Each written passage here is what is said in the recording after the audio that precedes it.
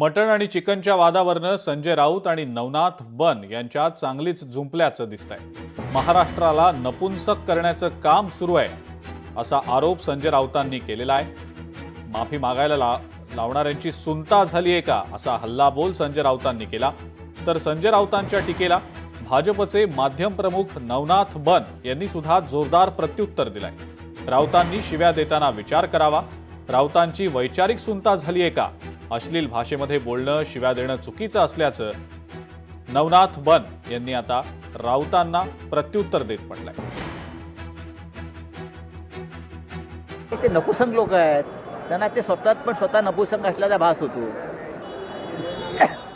महाराष्ट्राला नपुसंग करण्याचं काम सुरूच आहे ना, तर चुकीचं काय आहे? या राज्य हा मर्दांचा महाराष्ट्र होता, सदैव शौर्याची गाथा गायची.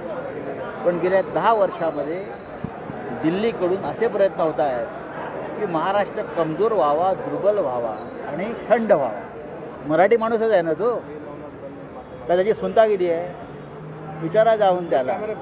माझा संजय राऊत यांना सवाल आहे की मुंबईतल्या मराठी माणसांसाठी तुम्ही काय केलं?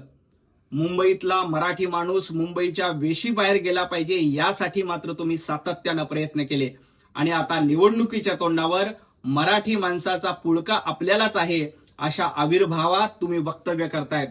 माझा संजय राऊत यांना सवाल आहे की मुंबईतल्या मराठी माणसांच्या हक्कासाठी लढा देणारे तुम्ही नाहीत, त्यांच्या हक्कासाठी लढा देणारी भारतीय जनता पार्टी आणि महायुती आहे.